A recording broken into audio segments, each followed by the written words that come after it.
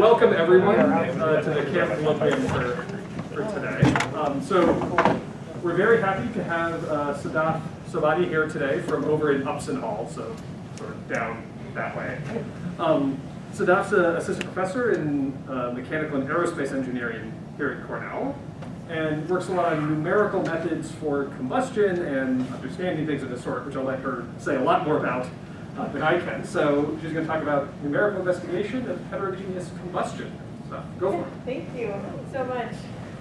All right, well, as sort of a zoom out of what I'm going to talk about, I work with a lot of different reacting flow systems. Today I'll talk to you about combustion in this very particular application. But hopefully you'll get a sense for some of the other work that we do in this space. Our lab is actually both experimental and computational, and I tried to weave that in a little bit as well. So feel free to ask me questions as I go. You don't have to wait. I love to get questions. To kind of start out, the basis of a lot of this work, both for its application to combustion, but more broadly, is this coupling between porous media features and macroscopic properties. So obviously I'm in engineering, mechanical engineering. We care about designing systems that do some function. Typically for me it's about energy conversion and doing that the best way possible. And so macroscopic properties that mechanical engineers tend to think about are things like strength, durability, can be improved the reaction, dispersion, mixing of a system, of an engine, for example. And it turns out that if you have your system with some kind of porous material inside, that the features of that porous material directly augment or alter macroscopic properties. So this is something intuitive you can think about in your body. So if you think about your bones, bones are porous materials. Different parts of our body have different porosity bones because of the function that they have to serve. So you might have really porous bone near your joints for shock absorption, then dense bone near the center, load bearing, etc. So that's sort of the philosophy that we're under. Specifically, we think about fluid transport through porous materials. So the topology of that pore space, conductivity, pore size, affecting things like thermal transport. So if we're talking combustion today, which we are, thermal transport is a big one. Mixing is another one. So overall, this is our multi-physics coupling space.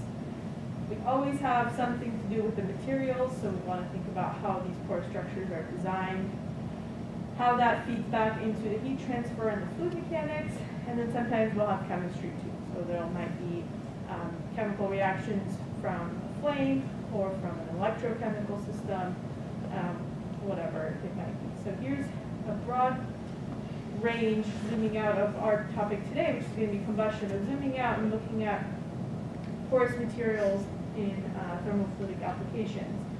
Looking here on the left, this is thinking about more fundamental flow physics and how we interact with pore space. So this is a really elegant example of how you can control a fluid. In this case, it's this green liquid, just by changing pore size. So this first column has really small pores. This last column has larger pores. And there's absolutely no active pumping. There's no energy input into the system. But just because of capillary force, the column in this first, the water rises in this first column a lot higher than it will in this column. So that's one way that we can control where the liquid goes, by controlling pore structure. Center panel here is another big focus for our lab, which is space systems. This is atmospheric reentry of a space capsule.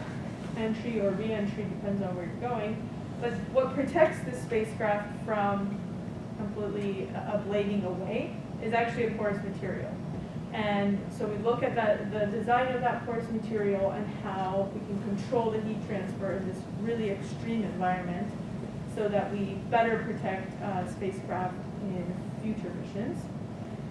We're also looking at this application here of propulsion. So these are microthrusters that you can put on a satellite. A lot of CubeSats don't have a propulsion unit, but this is an example of technology where via capillary transport of a propellant through porous material, we can generate this propulsive force. So designing this microstructure and exactly how that propellant makes its way through is directly corresponding to our performance. Now coming to this final panel where the talk today will focus on, we have two projects ongoing, one for electrochemical reactors and the other combustion, that involves more of an engineered porous material. So, porous materials can be natural. You can look at liquid moving through rocks, other natural systems. But here we're really engineering porous materials to serve some function in this energy conversion system. In this example, we have what's called a gas diffusion electrode, which facilitates the transport of your,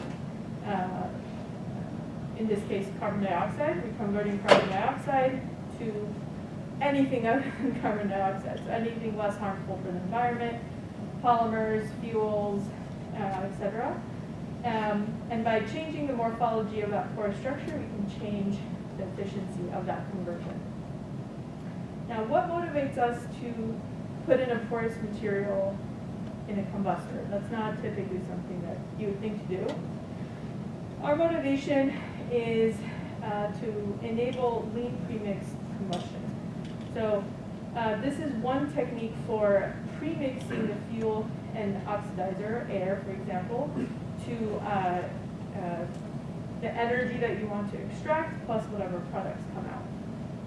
Some combustors today are designed as non-premixed. So that's where the air comes in, the fuel comes in separately, mixes in this chamber here, and that's where you can extract the energy. But this can result in incomplete mixing, which reduces your efficiency, and it can result in some pollutant formation. So we don't want that. But if you fully premix and send it in, there are other undesirable phenomena, which is the flame can easily flash back up into your fuel source, right? Because the fuel and oxidizer are already premixed, everything's ready to burn. If it makes its way through this orifice, you could have a catastrophic failure. So those systems are a little harder to design. So what we propose is fully premixed combustion, but instead of it being stabilized in an open environment, it gets stabilized within a porous structure. And what this allows us to do is to anchor the flame in one location based on how we design our porous material. So in this case, we have these really small pores, large pores. The flame is always going to hang out right at that interface. And we've got all three modes of heat transfer that help facilitate really interesting phenomena in these systems. Primarily what happens is the temperature of the gas, this is what's coming in, it's going to be cold, right, when it first enters. It sees the flame, it heats up, and starts to give off its heat to the downstream solid. Compare this to just a regular flame where you're not anchoring in a porous material. This is the profile that you get. Yeah. Sorry, I'm not familiar with many terminological things you're using. What is stabilized? What is anchored? Yeah, thank you for asking. So think about this flame as basically a reaction sheet. So a lot of chemical reactions are taking place locally here because it's hot there. So when things get hot, you overcome their chemical potential for reaction, and we get something called a flame. And I think the terms you were asking about were anchoring and stabilization is of that flame front. So that flame can move wherever it sees the reactants it likes to burn. But in practical engineering applications, we want to know where that flame is going to be. So we want to fix that reaction sheet somewhere in the domain. Does that make sense? I'm still not very clear on the difference between the two. Stabilization. Something which is anchored, is it stabilized? Yes, it is. Okay. So, and looking at your picture, I see there is a red band, and then there are two different domains here. Yep. How should I think of each one of them? Yep, okay, great. So this is this whole thing we would call a porous media burner. You can think of this region as the region upstream of the flame. So this is where cool reactants are coming in. They reach the flame and then they heat up. And so this is the post-flame region. So you have the same sort of gaseous fluid moving through this entire domain, but on one side it's colder than the other side. So that's what this temperature profile exhibits. We extract this energy that comes from this flame. That's kind of the point, right, of combustion is you have this energy stored up in chemical bonds with the fuel, and you want to liberate it, comes out as heat, you extract that heat and you do something else with it. So that's what we're trying to do with this exit hot gas. Other questions? Yeah, it's good to clarify, I guess, at this stage. So we want the temperature to be as high as possible in the red band and as low as possible everywhere else? So a lot of times the design of these systems actually is bounded by material properties. So this, for example, in a gas turbine engine, this temperature here, if it's really hot and now it's exhausting to turbine blades, it might melt them. So you don't always want it to be really, really high, even though from a thermodynamic standpoint, yes. The hotter you get it, the more sort of energy you've liberated. So what these systems, the porous material allows us to do is to take some of that heat that may be damaging anyway to your downstream components, and we recirculate the heat to bring it upstream so that the incoming reactants aren't as cold. And intuitively, if you preheat something, it becomes more flammable, right? So we can burn things that would otherwise not be very flammable, like a biofuel or a non-conventional source of fuel. That's really where the potential of this technology comes in, is from this heat recirculation. Is that, yeah? Yeah. You may address this later, maybe I just go with what we're talking about here, but I'm wondering, how does like the porous structure prevent itself from like destroying itself with the flame propagation? I have in mind like the Saturn V, where they famously pump the cooled fuel through the engine to prevent it from melting itself. So this just seems like it would. Yeah. So we're limited by the material. This is a ceramic structure. If you were to use a material with a lower melting temperature than what you're liberating here, you would destroy the porous structure. Definitely. So you have to care about, this kind of comes back to our multi-physics coupling diagram, to think about the material properties when designing the structure. Because you want it to facilitate all this interesting heat transfer, but it should also just be durable enough and high temperature resistant. Questions? Okay, so what do we get by doing all this? One, I kind of mentioned, we can burn, we can extend the flammability, which means we can burn things that have very little energy content that otherwise maybe are not very flammable. We can also stabilize fluctuations in thermal load. So let's say your fuel source is very heterogeneous. Some pockets have high energy density, some have low. That's a lot of bio-derived gases can be that way. This system allows you to stabilize against that. So this is sort of what's motivating us to study porous media burners and design a porous structure so we can get these benefits to be even better. All right, so some challenges. Obviously, from a computational standpoint, there's a lot going on here. You've got chemical reactions that are taking place at one extreme of time scale and length scale. You've got this, engine size, length scale on the other spectrum. So there's sort of two approaches that I want to talk about today for modeling porous medium combustion. One is volume averaging, and the other is poor result simulation, where we actually make the effort to resolve the complex structure and model what's going on inside of those pores. So kind of looking crudely at the governing equations. So we deal with a lot of partial differential equations. Here, these are the governing equations for porous combustor. This is our chemical source term. Epsilon, whenever you see it, is porosity. So we have some terms in our equations that model heat exchange. Conduction, and this is convective heat transfer between the solid and the gas. So the greater the temperature difference, the more heat will be exchanged between the two. If we non-dimensionalize these equations just really for illustrative purposes, so we introduce these parameters where we have order of magnitude understanding of how important is conduction versus convection, how important is chemistry to flow timescales, these sorts of things. We get these non-dimensional equations. Go ahead. Just to clarify, I should not think of epsilon as a very small number. Correct, yes. Thanks for clarifying, yes. Epsilon is a number between 0 and 1. But it won't be 0 because then you don't have any solid, and it won't be 1 because you don't have any void. So, yeah. Could you introduce the variables again? Because Yeah, I'm not absolutely. sure what is y, what is theta, Absolutely. what So, are Cg and Gs. these are conservation equations for our fluid chemistry system.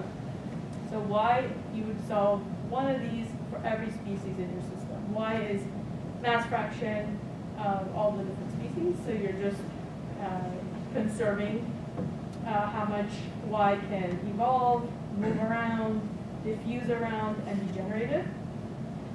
Temperature sub G is for the gas. Temperature sub S is for the solid. And again, we're just tracking, this is the generation of energy of the solid. This is diffusion of energy of the solid, and this is sort of a term that couples the solid and the gas together. Anything we know about U, I'm assuming that's the velocity Yep. field. Is turbulence playing any role here? Yeah, good question. So our fluid field is really simplified because we're at really low velocities. So low Reynolds numbers, typically we have pretty small pores. So even if you're moving fast, your length scale is really small, so Reynolds number ends up being small. And Reynolds number is our non-dimensional parameter for are we in a laminar or turbulent regime. So is it going to be very chaotic flow or pretty smooth flow, and we're always in that smooth regime. So our flow field is very simple, but the complexity comes in with the heat and the chemistry and all that stuff. So now looking at these non-dimensional equations, don't worry about the parameters, just again, the terms are what are governing the different coupled physics going on. But the thing that I just want you to take away is I plugged in numbers that correspond to the types of numbers that you would have if you were to have a ceramic solid, a gaseous fluid phase, and sort of characteristic chemical timescales for methane combustion. So these are sort of the differences in magnitude of these different scales in your governing equations, right? So you've got chemistry, very different from heat transfer in the solid. So if you think way back to your physics class from undergrad, solid conductivity is orders of magnitude higher than gas conductivity. So a solid is way better at conducting heat from the heat source than a gas would. And that causes us issues when we're trying to simulate these things, because a solid temperature profile will evolve so differently than the temperature profile of a gas would. And then those two things are happening while somewhere in your domain there's a chemical reaction that itself has a completely different time scale. Which one is the reaction sort term in your? This one. the downpolar number is the ratio between the time scale of the flow and the chemical time scale. I see. So chemical reactions are much faster. Yeah, yeah. Exactly. So the main source of stiffness is the chemical reactions? That's the main source, and that's true for not even porous media combustion. Any combustion simulation will suffer from that. You have to, have your time step be really small to resolve the chemistry, but then your fluid is evolving, your fluid or heat is evolving in a totally different time scale. But we have that, plus we have this solid phase that introduces sort of another complexity. Last question for a while, I promise. How many chemical species? Depends, so that's a knob you can turn for how accurate you want your simulation. A lot of the volume average models, we have hundreds. So we have hundreds of coupled one-dimensional equations, not a big deal. But if you want to do 3D simulation, we typically just have 4 species and 1 global reaction. So it's not going to be very accurate because you're missing so much of the kinetics, but it helps save computational costs. Yeah. So you sort of alluded to this problem already, the differences in length scales. So you've got the flame thickness, much smaller than the pore scale, which is where a lot of the interface heat exchange is going to happen. And then you've got the system length, which can be meters, centimeters, whatever is the overall size. And finally, we have a really complex geometry. So it's not just that there's lots of different scales, but if you want to resolve everything, you have an issue with mesh generation, even capturing the surface of this random porous foam. How would you think about doing that? It's not trivial. Just a note, experimentally, we have a lot of challenges as well studying these kinds of systems because they're opaque, so you can't use optical diagnostics. We apply a lot of X-ray diagnostics, so just any sort of method that can see through solid materials and pick up some signal inside. As was previously brought up, we need thermally resistant materials, so we can't just come up with whatever is easy to manufacture. They have to have a lot of specifications to be suitable. And these actually pose experimental challenges too, because you have to track different species, and it's harder to diagnose your system when you have this going on. So that's sort of the scope of our challenges. What our objective is to create some predictive computational tool so that we can characterize and eventually optimize combustion. So remember, we're motivated by just the baseline benefits of stabilizing a flame in porous media. Now we want to take this to the next level, understand the physics better, and leverage it to conditions that we're not currently using them. So the first, these two I'll talk about today. Volume average modeling, where instead of resolving all the complex surfaces and structures, we sort of average everything out and model it. The other parts of our work that I started in my PhD, and I'm continuing here at Cornell, is conventional experiments. So this is where you stick a thermocouple and just sort of get point-wise information about temperature, and also non-intrusive methods like Ferocity. I won't talk too much about this today. So volume averaging, what is it? The basis of volume averaging is to find a representative elementary volume that's somewhere between your pore scale and the system length, where you can sort of model whatever is happening at a scale smaller than that. So there might be flow fluctuations, temperature variations, whatever it might be. Instead of capturing all of that, you introduce it into your governing equations as a closure model. So the effect of those variations come in with these effective transport coefficients. So if you had a very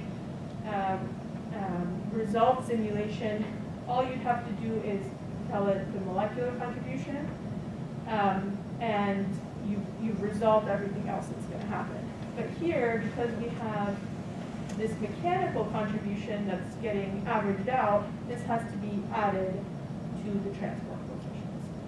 So what this allows you to do is go from this really complex picture of your system to a one-dimensional signal where all of this is kind of averaged out in the other two dimensions, and you get this one-dimensional signal.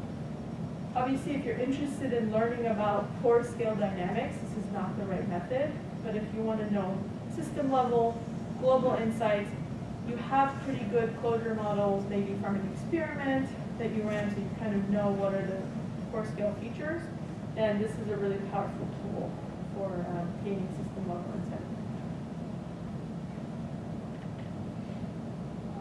Okay. So,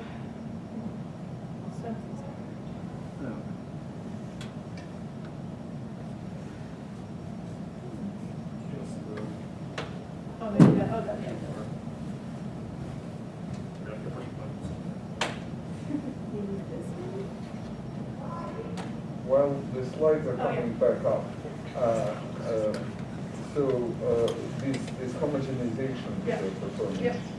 does it capture in any way the topology or just the porosity?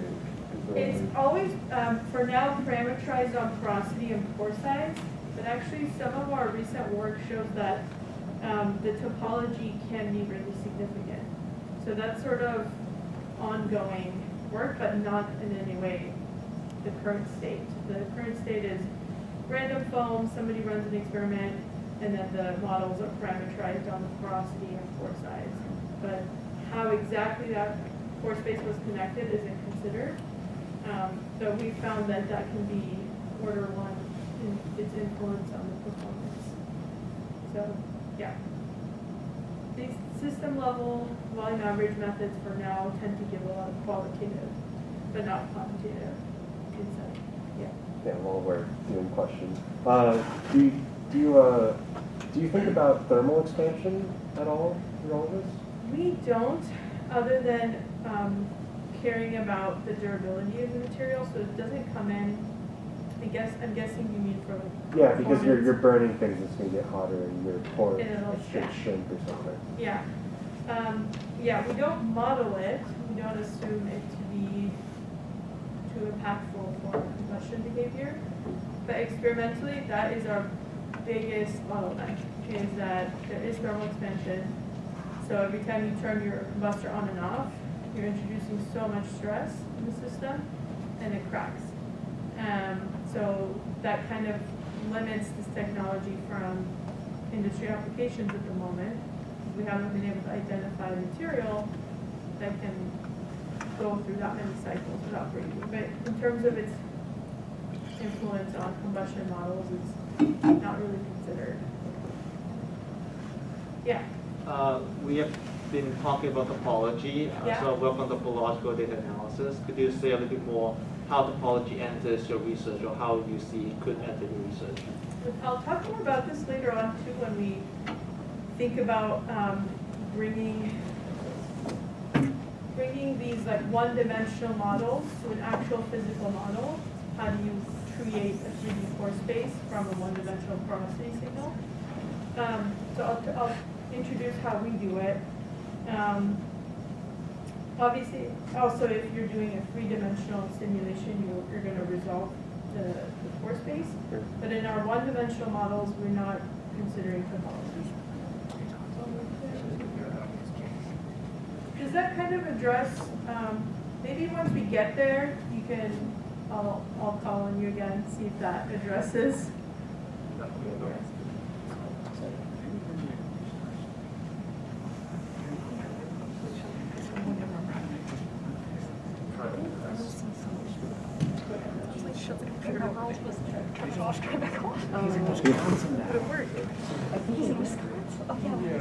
With towns. Oh, yeah. No, they're definitely. They both like independently are in lab and mass. Oh, it's Tell us exactly for like the week of our visit. The girls just happened to go to teach stuff. It's very suspicious, right? Yeah. This week.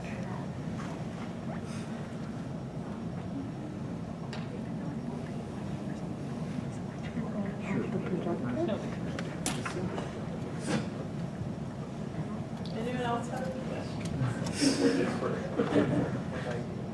It's the projector's fine. It's the. You sure? Yeah. Other than projector something. Nonetheless, apparently those outlets are not active. Someday we should replace that projector because the colors are awful.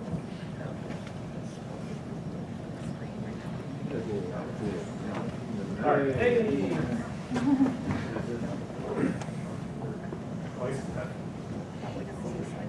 I thought we were doing that. Oh, maybe we It's true. Okay, so that, okay, I'll have to remember that.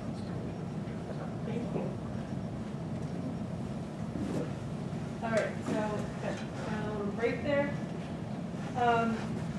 The flow of this project starts with that mathematical model that I mentioned. So from looking at those closure terms, how are we modeling the effective transport, we gained some insight, and I'm going to show you a different design than the one I showed you originally. That design we tested using our computational framework, and we were able to predict, in fact, this new design has enhanced performance. And then we took that and did some experiments, and we'll show you the results of that. So it sort of comes full circle. Okay, so reintroducing these equations that I had in the beginning, continuity, so this is conservation of mass. Think of epsilon just as a parameter. That's how much solid or how much void space do I have in my system. This is species conservation. So this is one equation for every species in your system. Gas phase energy and solid phase energy. So remember, these terms model the exchange of heat between the two phases. We also, in this model, have radiation in the solid because it's quite significant. Conduction in the solid is modeled with this effective transport coefficient, and also HV is an effective transport coefficient. So where these come from? Effective thermal conductivity is pretty simple. It's directly correlating to conductivity of the solid. So if I have a porous material made out of a polymer and a porous material made out of a metal, the effective conductivity of the metal will correlate exactly with the conductivity of that material. So it'll be more conductive. It's also directly correlated with the density. So the more of it you have, the higher that effective pore space will be conductive. For radiation, we have this radiative heat extinction coefficient in a porous material that empirically is found to be also corresponding to density and 1 over pore diameter. So if you have really small pores, then you'll have a higher extinction coefficient, which makes sense. The photons can't make it their way as far. So this sort of is like the first clue. We care about pore size, we care about porosity.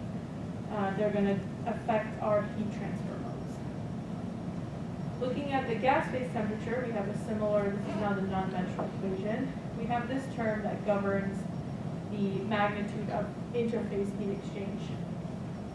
And this is the ratio of how much interface to convective heat transfer you get. So if I show this on a contour plot of mass flux is just how much of your reactants become through the system versus pore diameter. This is an empirical correlation again. You see from that earlier slide, the conventional porous media burners are designed to span this regime. So you have these really small pores upstream and then large pores downstream, and you anchored or stabilized the flame right at the interface between the two. So if we think about this in this space, it's as if you're able to facilitate heat transfer in this regime and this regime, right? So this is sort of a very intuitive next step, is to say, well, why should we do it that way? Why don't we span this entire regime? Motivated by the fact that we could stabilize flames in a wider range of operating conditions. So right now we can burn flames with this much calorific value in their fuel, but maybe we could get an even wider range of fuel stabilized if we could get a burner that facilitates this entire domain.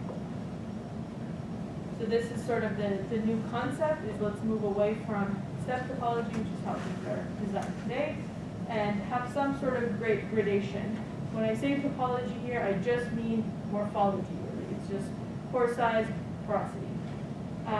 For the examples I'll show, we just did a linear gradation, and we found, in fact, they do much better. The way we tested the idea is with our one-dimensional model. We implemented this in a chemical kinetic software called Pantera, just introducing one modification to the model, which is to add a solid phase. So chemical kinetic software doesn't have solid, right? So we have to add that additional partial differential equation, and we discretized our domain just in porosity and pore size space. So we don't care how exactly the pores are connected. These are our boundary conditions. So what we find is the following. So first, let's look at the step topology. The step does what you expect it to do, which is at one mass flux, the flame is anchored here. You turn up the knob, pump in a little bit more. The flame is still anchored in that same location. It just has a little bit higher temperature. But that's what you designed it to be. If I were to increase the mass flux further, the flame would be unstable. It would go out of the domain. Similarly, if you had it lower than this, it would flash back and not be stable. What we found, at least with this computational model, is that the graded design stabilizes these flames at different locations, and the result is that the maximum mass flux that it can stabilize is much higher than the step topology. And I'm calling this the dynamic flame stabilization method, because instead of forcing your flame to just sit at this interface, it's able to move around and sort of sample those different interface heat exchange domain, if you will. So we ran this for several other cases. So equivalence ratio, think of that as how much fuel to oxidizer there is in the system. Mass flux, how much of that are you pumping through? And we see a much larger stability region for this new design. That was exciting because it's really a simple modification to how these porous media burners are designed now. And at least with our one-dimensional model, we see that it should perform better. So now comes the question of how do we translate a one-dimensional porosity profile to an actual 3D structure that we can put in the lab and test. Traditionally, how these porous materials are made, again, they have to be made out of ceramic or really high temperature resistant metal. They're made by taking a polyurethane foam, so think of like your kitchen sponge. They are dipped in a ceramic slurry and then cured at high temperature, so it creates a ceramic porous foam. And so obviously with that you can only make homogeneous or constant pore size foams that we just stack on top of each other and call that a porous media burner. That's actually what we started with, having these thin stacks of homogeneous porous materials to get a stepwise approximation of a graded pore topology. I'm not going to show the results of that because really what we're after is a smooth gradation. The way we did that, and this is a big part of our lab here at Cornell, the Sobhani lab, is figuring out how to 3D print structures out of ceramic. Because we want the geometric flexibility, we want to continue this research beyond just a linear gradation, we want to come up with these interesting designs. There's no way to make them. Additive manufacturing, obviously, is a great way to alleviate the concerns of not being able to create whatever structure you want. It's had a lot of success with polymers and starting with metals, but with ceramics, things get a lot harder. So what we've done is high-resolution polymerization-based ceramic manufacturing to start at least enabling this kind of manufacturing method. How this works, as with any 3D printing method, I don't know if any of you have done 3D printing, but you have to give the printer something. You have to tell it, this is what I want to print. I'll come back to how we do this. You feed that to the printer, and the first step is for it to expose your resin based on the two-dimensional slice of the image that you feed it. So slice by slice, there's a projector underneath. It'll illuminate that slice based on the slice that it's at, and cure this resin to that geometry. So this relies on this resin being photosensitive. It's liquid. Once it's exposed to light, it solidifies. Now this resin is seeded with ceramic particles. So while it's getting exposed to light and curing, it's holding together ceramic particles loosely.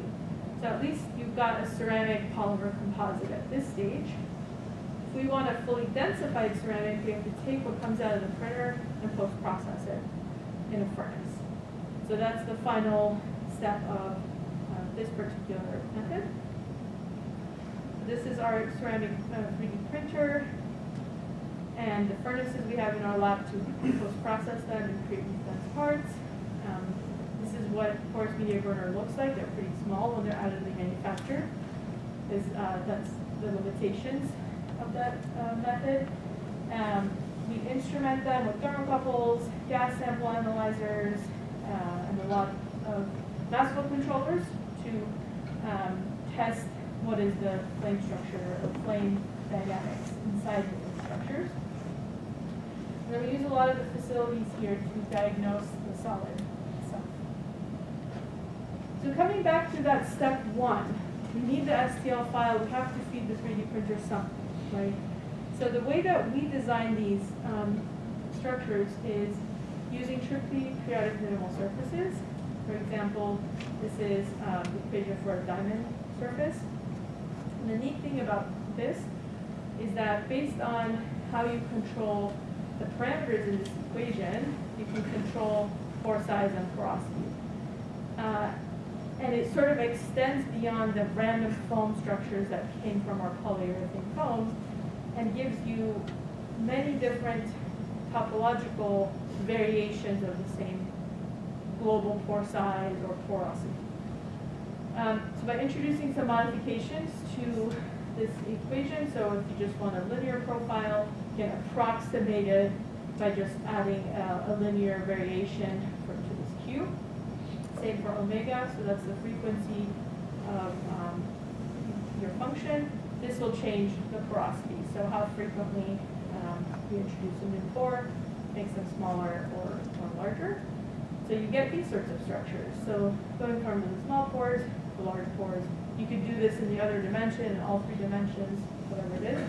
But for our original idea, we just needed one-dimensional gradation. So we just do this in pore size for now.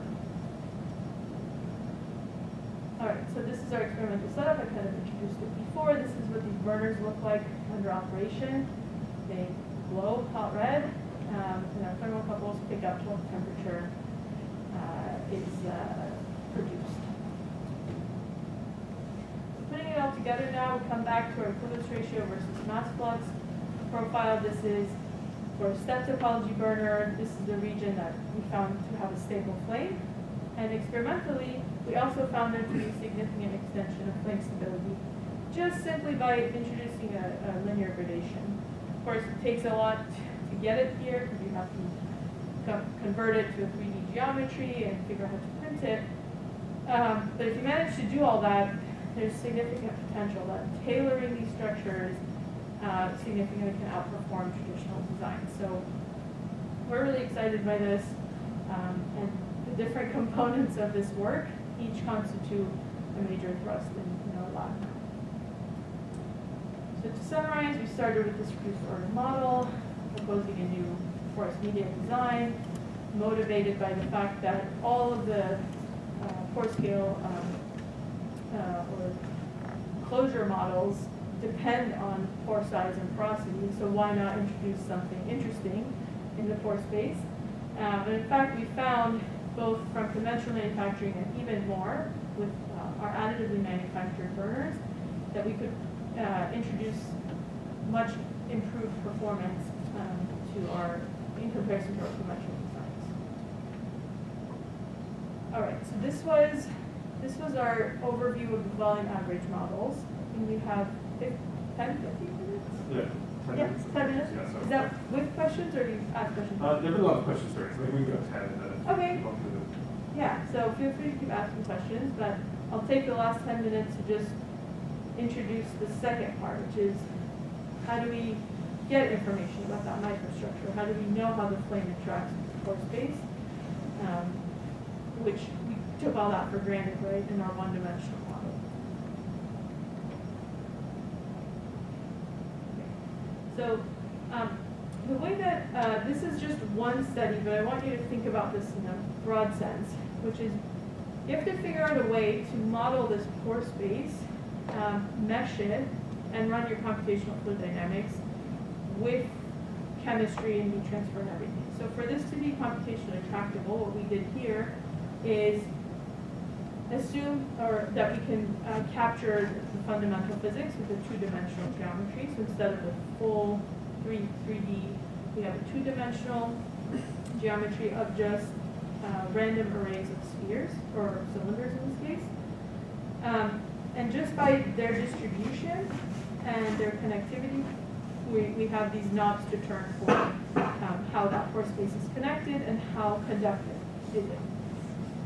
So we did this both by turning off any heat transfer, so just studying the hydrodynamics, and then having some conjugate heat transfer to see how does the flame interact with a conductive porous material. So it's a very simplified geometry and a really simplified solid heat transfer model, but it allows us to probe a lot of interesting insights. So let me talk about the computational setup. So we've gone up 1 degree of freedom. This is now a two-dimensional geometry where we can control pore size, but porosity and pore size by controlling how many cylinders we put in the domain and the size of the domain. We found this domain size to be representative of the types of operating conditions that we wanted to probe.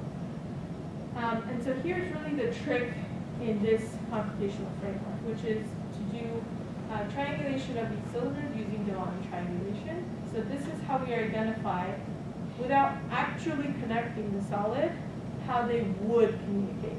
So they're conductive connections, but fully permeable. So the flow can move around. We don't need to mesh this really complicated geometry, but the solid is allowed to communicate with each other in terms of heat. So we still get, we still capture that physics without complexity with the geometric model. This is what the mesh looks like. It has to be quite well resolved to capture the flame front and capture the interface heat exchange. And we use symmetric boundary conditions in the top and bottom. So it's a pretty small domain, but it's statistically significant. And we have different mass flux rates that we impose within different inlet velocities at the left side. Flow is coming in from the left, exiting the right. And now, instead of getting this one-dimensional temperature profile, you actually do see some flame structure. So this is what we want to study in this computational method. Our equations are a little bit different. We have the full compressible Navier-Stokes. It's a finite volume solver. Coming back to this notion of chemistry, because we have a bigger mesh, we have more physics happening, we reduce the complexity of the chemistry to just a simple one-step model. And so this is how we captured the solid heat transfer. Remember, these connections are not physical, right? So they're not captured by the mesh. So the way that we can account for heat moving through the solid is through a network model. So we have these connectors.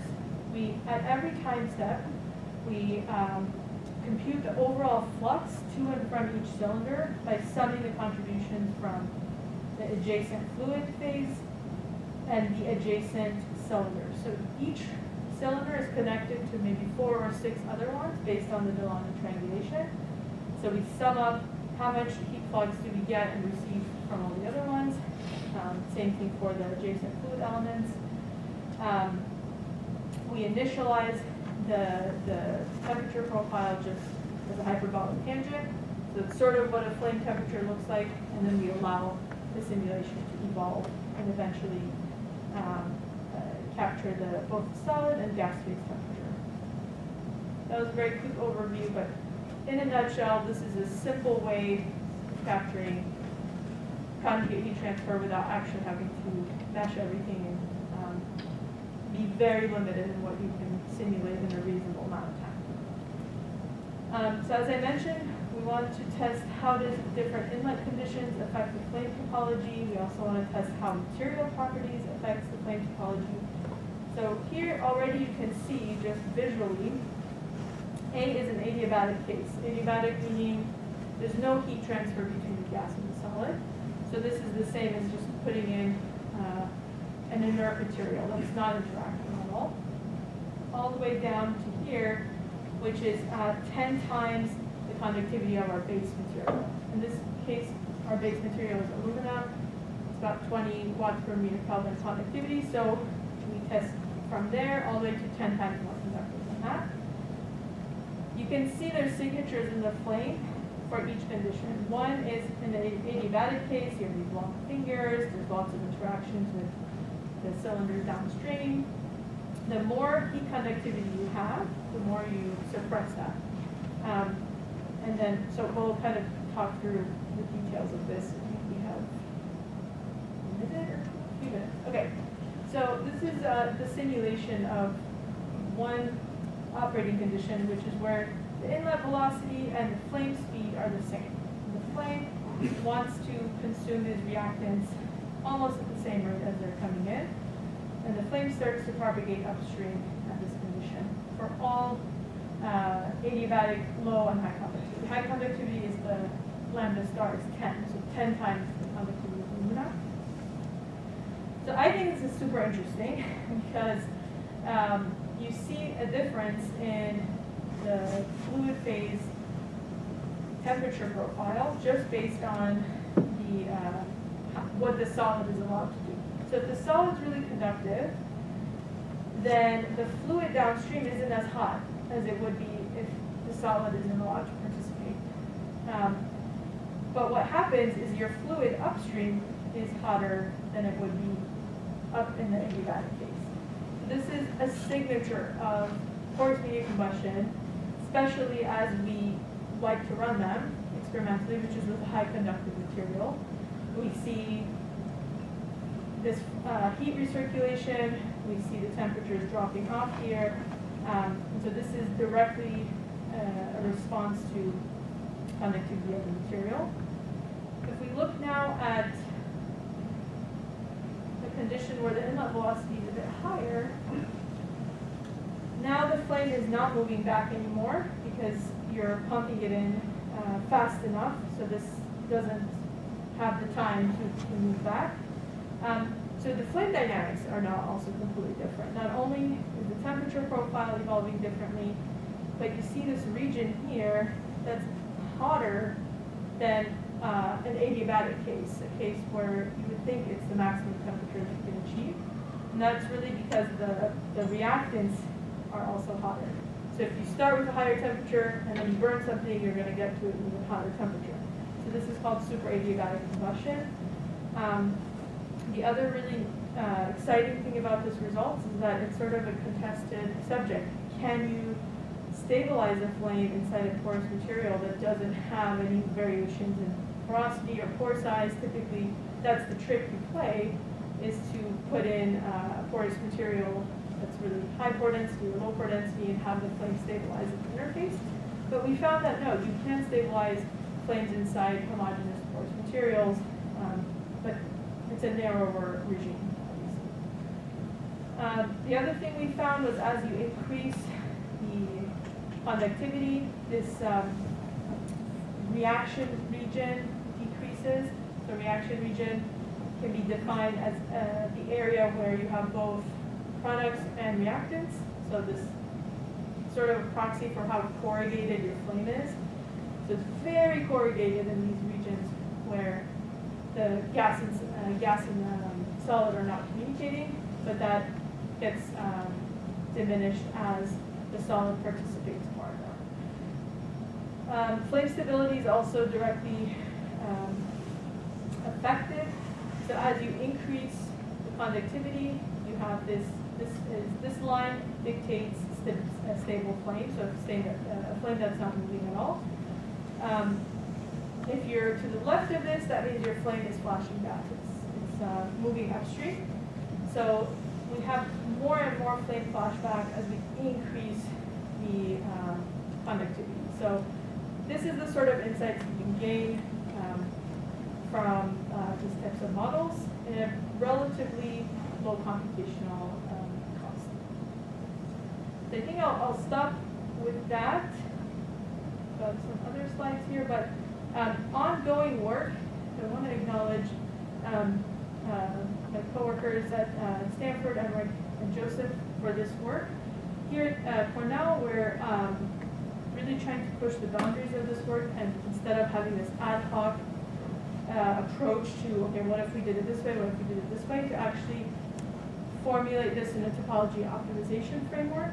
So actually, Adi Ruta is here. He's part of our group, spearheading that flame topology optimization work where we can, for a specific objective, whether it's flame stability or we want to minimize the emission of something, that we change the pore topology based on the insights that we have for what affects flame behavior based on pore topology. We can optimize those structures to exactly that objective function. So I hope to be back here in about a year presenting that work, but thank you so much for your attention today.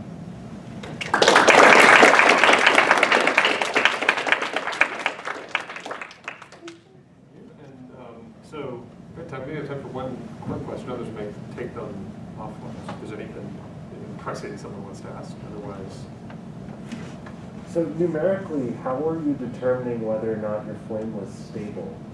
So it's if the flame doesn't move from some location, so there's some transient time scale where it picks where it wants to stabilize, but once it's there, we run it for 5 or 6 flow through times. So we let the inlet come to the outlet 5 times. If the flame doesn't move, then it's stable. Yeah.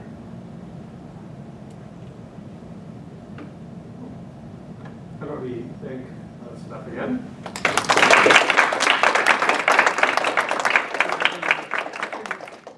Okay, so here there's snacks next door is my understanding. I'm not promising something that's I can't deliver on, so to speak. So thank you all. We'll see you next week.